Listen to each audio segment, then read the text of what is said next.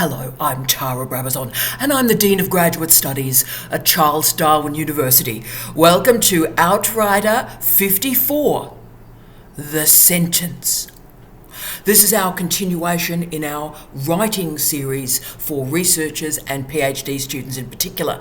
And last week we talked about the word, and if the word is a brick in your thesis, then a sentence is a row of bricks that allows your argument and your thesis to be created. It enables scope and scale. With all the attention, I think, on the size and the length of a PhD, scope and scale and so forth, the building blocks of knowledge are often forgotten. And that has a huge consequence on our PhD students because you look at completed research and think, I can never do that. We don't speak overtly about the building blocks of meaning and the building blocks of knowledge, but we're doing that today. The sentence is the building block of your PhD. You write your PhD one sentence at a time. Think small, think bespoke. That is how you create a thesis. Now, I know academic prose gets a lot of bad press. We seem to be bad writers, obstructionary, a bit opaque. But I don't think that's the case. I think we are specialist writers, and I think that specialism matters, but we can improve what we do. We rarely talk, I think, about academic writing. We're always talking about other things, and we very rarely sit down like we have been and discuss the importance of words and the importance of sentences. And I think this assumption that we all sort of know how to write is firstly very damaging in a doctoral program. But the reason it exists, I think, is the predilection of academics to paraphrase. Now, paraphrasing is a very important skill. But as someone who reads a lot of Turnitin and Authenticate reports, trust me, very bad paraphrasing is taking place in research, and the line between paraphrasing and plagiarism is not as clear as it seems, colleagues. So I think our obsession with paraphrasing, here's an article, let's rip the content out of it and let's paraphrase it. That stuff is making a meta point about us as academics, about us as academic writers, because it's arguing that really our sentences, the only point of a sentence is as the carrier of content. Now, if that wasn't the case, we wouldn't so easily paraphrase other people's ideas, because think about it, when we're paraphrasing, what we're actually saying is the content is all that matters. The mode of expression of that content does not matter. Okay. And if you think about it, if that's not the case, why do we all paraphrase so easily? Great writing, and I mean truly great writing, is summoned via a dance between form and content. And if you think about it, if you're getting that dance right, any other version of that content, that ripping of content, destroys the very delicate construction of meaning and knowledge. The great sentence connects what is said and how it is said. So you think about in your research life how ruthlessly you paraphrase. There's an article, let's rip out the outcomes, rip out the research, rip out the results, and just throw that into your prose. That's basically what paraphrasing is. And you tell me what that suggests about academic writing. Okay, sentences do matter. And ironically, one of my most oft quoted sentences comes from my book, The University of Google. Ironic, perhaps not. And that sentence was, quote, "My dream is always the same, to write the perfect sentence," end of quote. And it's a dream because none of us ever get to the perfect sentence or the perfect paragraph or the perfect page. But what I think is important about that sentence is it confirms that sentences are small, they're mighty, and they convey a singular idea. The best of sentences leave no margins for error or ambiguity. They cut away the flab of language and knowledge. But you see, in so many disciplines, and probably you are in a lot of them, quotations are very rarely used. And look, I'll name the disciplines. Often in the health sciences, medical sciences and experimental sciences, quotations are rarely used. And people go, oh, look, that's just how it is in those disciplines. If you read the research and the theses in those disciplines 20 years ago, only 20 years ago, you see quotations being used. So this is a new thing to say, oh, in these disciplines, you're inventing history. In these disciplines, we don't quote. Think about the consequences of that on the building blocks of knowledge. Now, sentences matter. As Joe Moran has stated, quote, sentences are my core output. I love that. Sentences are my core output. What am I doing today? I'm doing sentences. And Henry David Thoreau said, a fruit a thinker bears is a sentence. End of quote. What an amazing crafting of a sentence to make a point about a sentence. Incredible. So a sentence is a gift. What a sentence is its propulsion, its fuel to the next sentence, and then the next, and then the next. The best writers, you see, think small. They don't get overwhelmed in the big picture and the vision and all the rest of it. Yes, that's important, but the best of scholars recognise we build knowledge one sentence at a time. One of my favourite studies ever from scientists at the Institute of Nuclear Physics in Krakow analysed hundreds of works of literature, so Dickens, Dickinson, Joyce, Beckett, etc. And they discovered something extraordinary. And really my life was determined before I read this study and after I read this study. But what our colleagues in Krakow demonstrated is a sentence in these classic literary works behaves like multifractal mathematics. Now what that means is, this is incredible, the structure in a sentence, a single sentence, is actually replicating the structure of the whole work. So what we see in the big picture is built from what we see in the small. Amazing. So great writing starts, ends, is propelled by your sentences. Writing is not only a way of communicating, it's a way of thinking. If I convince you of nothing else in the Outriders today, know that sentences matter not only to communicate, but as a way of thinking and logically and rationally constructing an argument. So when and how did you learn to write a sentence? Most of us learn about 6, 7, 8, but we forget that knowledge, except we might remember sort of the noun as a naming word, an adjective is a describing word, a verb is a doing word. And basically, if a verb makes a noun do something, that's a sentence. Now, if we all just kept to that, we're living the dream, we're writing well.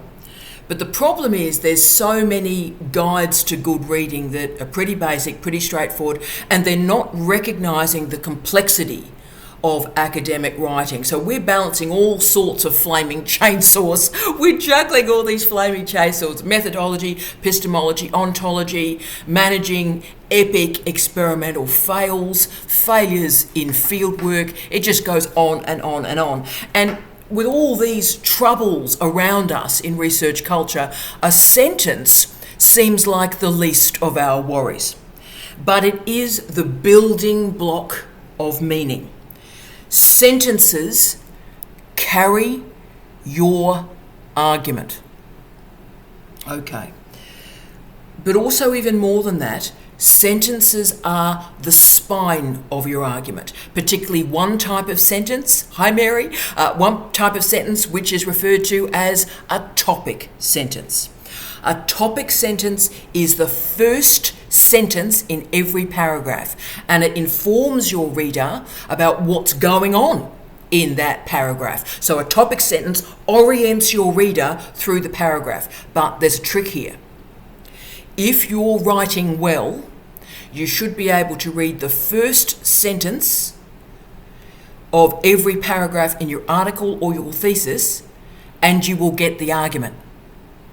So if you read the first sentence of a chapter in your thesis and you have no idea what's going on, you've got sentence problems, you've got construction problems, you've got a problem with topic sentences. The test, therefore, and this is a great diagnostic for you today, read that first sentence. Do you understand what's going on? If you don't, you've got an issue with sentences, and we need to sort that out. And by the way, this is often why literature reviews are absolutely terrible, because students don't write topic sentences. They just go, as Brown says, as Mitchell says, as O'Brien says, yawn, yawn, yawn, yawn, yawn, yawn, yawn, life is too short. If you got a literature review, the best literature reviews understand topic sentences rather than just listing names. So have a look at your own literature review and see what you're doing. Now, I understand that all this focus and attention on writing can seem a bit tedious, because after all, it's stopping you from doing the important stuff, which is doing the research. But try and see writing as a game, if you can, or even better, as I do, as a jigsaw puzzle. So I'm always looking for a new interesting word to slot into the place of the jigsaw puzzle to render my vista clearer. If you hate writing, if you find writing difficult, and there'll be people watching that exactly, I hate writing, I hate doing it, I'm a bad writer, poor writer, bad writer. You're not, but let's try and work out what's going on to improve you from here. So this week, everything is really in the miniature. As you can see, we're talking about a thesis, we're talking about lifelong research projects, but from the miniature, from the tiny little component of the sentence. For me, there are two solutions to the most common problems that we see in writing. So if you just want two quick and dirty solutions for what's going on in your prose, if you do these two things, it'll improve you a bit. You see, what happens is academic writing, particularly student writing, is blunt, it's predictable, it's pretty boring. And the reason for that predictability is through a small vocabulary. So what happens is you deploy the same words over and over and over again, and it's just blunt writing. It's just blunt, you go, oh, and it's pretty boring to read. Okay. Now, we talked about the importance of vocabulary in our words session last week. And look, your vocabulary will improve in two ways. The first way is obviously by reading. Reading allows you to learn new words. So please, for me, for the rest of your professional life, whenever you are reading something and you don't understand a word, look it up and learn it. Embed it in yourself and then use it.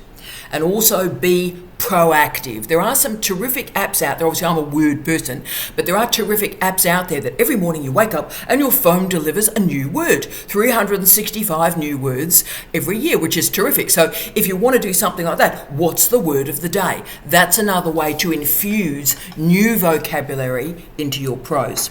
Now, a large vocabulary is a gift because it grants you precision in your writing, it gives you a diversity of experience, but it also allows you to spice things up a bit. So use a really odd, gorgeous word in your prose and people remember the sentence. If you think about it, writing is really the equivalent of clothes. You may be gorgeous. You may have a gorgeous figure, and that might be your research. You might have a gorgeous figure, but if you wear a potato sack with a belt over it, then it ain't going to look good. It's the same thing with your writing colleagues. You see, if your research is great, if you can't communicate it, who's going to care? That's why this matters so much. So vocabulary, please, build your vocabulary. But the second big thing that if you do this, it will completely change your writing and change your life, is remember that the best sentences are short sentences. I'll say that again. The best sentences are short sentences, and please, please, please remember that the definition of a sentence is it conveys one idea. One sentence, one idea. Now, if you do that, we're living the dream. Brilliant. When you break that rule, you just go on, the sentence goes on and on and on, and there's a noun, and there's another noun, and there's a verb, and there's, oh wow, there's an adverb, and then there's a series of adjectives. What are they doing? Basically, that's like writing on a high wire. So suddenly, from being a very straightforward, I am standing in one spot and expressing my truth. But instead of that, when you keep adding and lengthening the sentences, it basically becomes a high wire act. And of course, you fall off. How are you going to end this sentence? It's like, competitive eating. There's people that do competitive eating, right? So it's like, okay, how many hot dogs can you get in your mouth? Right, that's like the long sentence. And you've got to ask yourself, why are you putting hot dogs in your mouth in the first place? Okay, and that's the nature of the long sentence. Okay, you might render it grammatically correct, but why have you started doing this? So the key idea to improve your writing from today is the best sentence is a short sentence, and a sentence expresses one idea. So with these two improvements, vocabulary and sentence construction, your writing will improve today. Now, I understand why writing is so difficult and why it's such a big issue in doctoral programs around the world, because we assume when a student is enrolled that they can read at a high level, and we assume that they can write at a high level, and assumptions in doctoral programs are always the pathway to attrition. But you see, literacy is never completed. It's not a destination. We learn literacy every day. Reading and writing are located on a continuum, and each day, all of us gradually improve at both until we die. So, there is no perfect sentence. That's my dream, and I will never get there, and I know that, but what an aspiration that has been in my daily life and research. But for you, I want to just offer now 10 very, very quick little maxims for you to consider to improve your writing further. Okay, yes, short sentences, yes, improve your vocabulary, but always remember that a sentence conveys so many things. Yes, it seems very simple. It starts with a capital letter and it finishes with a full stop. Unless it finishes with a question mark or an exclamation mark, and unless it starts with inverted commas. But between the capital letter and the full stop, that's where the magic happens. But you see, as an examiner, and part of this writing series, as you know, is me also being an examiner and explaining to you what your writing challenges mean through your examination. So I'm going to show you now what the errors in your sentences mean to us when we examine you. So let's acknowledge those proxies and then let's solve them. Okay, 1. Single sentence paragraphs. Oh my goodness me, this is devastating through an examination. Single sentence paragraphs. Now, the point of academic writing, the point of an academic argument, is that it has multiple sentences that build into a paragraph. So remember the importance of the topic sentence, telling me what's in the paragraph. If you've only got one sentence in your paragraph, then what is going on here? The definition of a paragraph is multiple sentences. So therefore, what happens when you have all these tiny, tiny paragraphs is your writing appears fragmented, because it is fragmented, and what that does is it makes your argument fragmented. So the longer the paragraph, the better the paragraph. Mostly. 2, the use of long sentences. Oh my goodness me. Now, often people who write single sentence paragraphs write really, really long sentences. So therefore, we're sort of trying to follow you, and the meaning becomes murky, and we all get lost in this impossibly long sentence that's probably not grammatically correct. So remember, what we're after: short sentences, long paragraphs. Short sentences, long paragraphs. 3, anybody that uses words like everybody, society, the masses, all of us. When I see these phrases and words, I just lose the will to live. I lose the will to live. It's bad writing. So these words are a proxy for bad research because they are generalizations, okay? Everybody does not smoke marijuana, trust me. And everyone doesn't agree with you. stop using these generalizations. The very definition of research is we critique generalizations. So whenever you start to use nouns like everybody, society, the masses, the people, I want you to stop yourself and I want you to put in a more elegant and precise word. Who exactly are you talking about? Be really precise. 4, oh my goodness me, saw this week in a thesis, the use of the word nowadays. When do you ever see this word except in PhD theses? Now, what happens is when students use nowadays or currently, these sort of very weak transitional phrases, it's showing that they don't have the vocabulary and they're confusing the genre of a PhD with storytelling. Okay, so please avoid these sort of really bonkers transitional phrases. We'll talk about transitional words and phrases shortly, but be sure that these words like currently or as I referred to earlier or nowadays, you get rid of that stuff.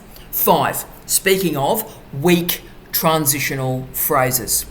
Okay, when students use phrases like let us now or as I discussed earlier, they're showing me as a reader that they don't know how to construct an argument.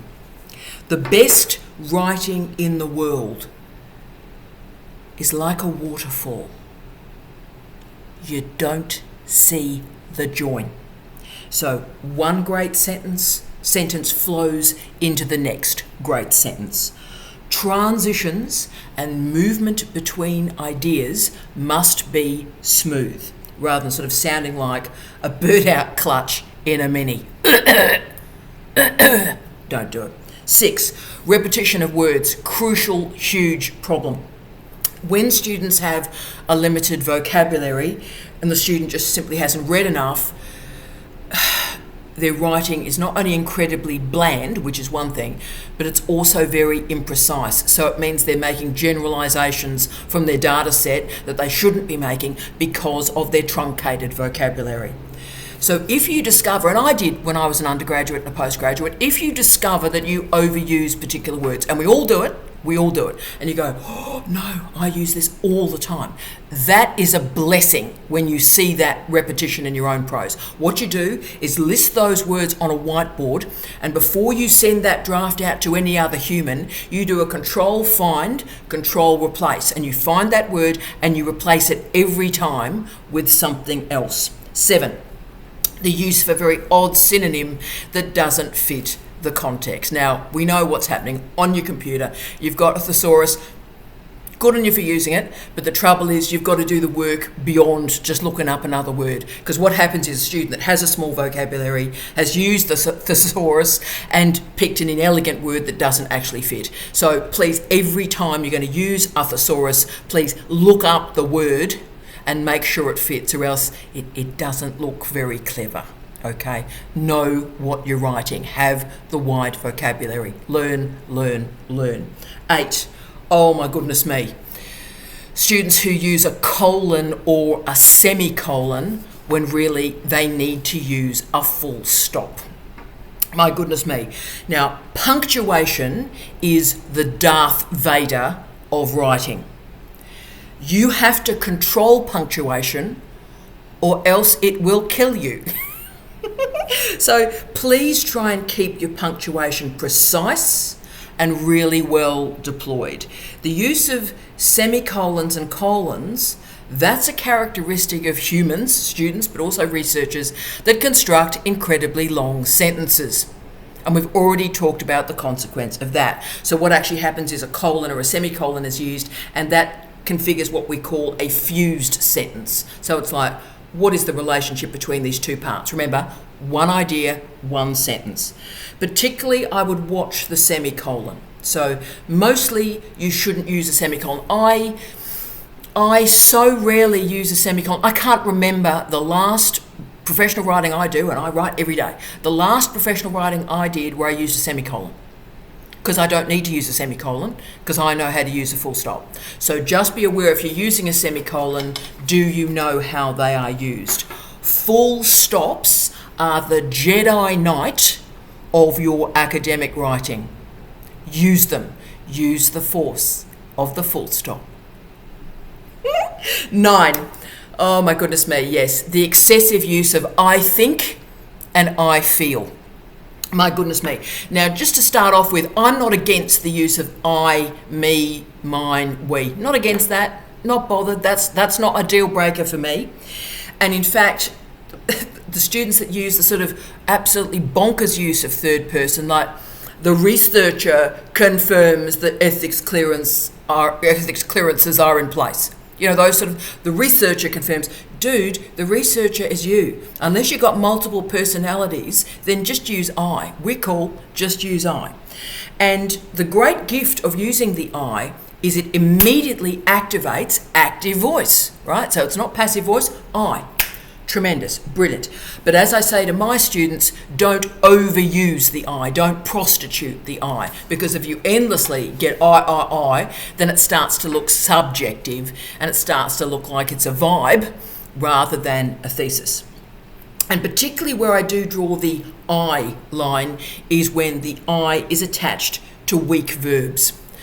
So students, oh wow, this is terrible. Students use I think and I feel. Now, I just ask you a control find, control replace, I think, I feel. You do not need those. So simply, if you remove those words and phrases, your argument strengthens, full stop. We know what you think. We know what you feel. We're reading it. But this is research. We need to know what you've proven. We need to know what is verified. What you feel isn't terribly relevant at this juncture. 10, starting your conclusion with in conclusion. Okay. Team, I've just read 90,000 words. I'm in a section of your document with the heading conclusion. I know it's your conclusion. You don't have to put in conclusion, comma. So do a search, do a find replace through the rest of your professional life for in conclusion. And just simply by, when you use that phrase, remove it. You don't need to replace it with anything, just remove it. And all of a sudden, active voice, your sentence is incredibly strong. You see, great writing is debatable. We can all get together. You get two people together, they'll have a row about what makes great writing. Because it's like great music, right? What makes a great track? But we do know there are agreed principles about a fantastic chorus, a screaming bridge, and a great backbeat, right? So there are particular characteristics of great music and great writing that we all recognise. But you see, improving writing, which we all have to do every single day, comes with a few decisions that we make. And really the first decision and the most important decision is to make a decision that you care about your writing. That writing is not simply a carrier for your research. And if modernism, I'm doing a lot of work on modernism at the moment, but if modernism has a characteristic, it was that it left out the scaffold for its construction. And that's what a great sentence does. It reveals the scaffold for how the argument is constructed. And we talk a great deal in research about transparency and rigour. Well, what's more transparent than showing the scaffolding of the argument through your sentences? A confident academic, a good researcher, is prepared to write a strong sentence and reveal the spine of their argument. I wish you love, light and peace. Tea out.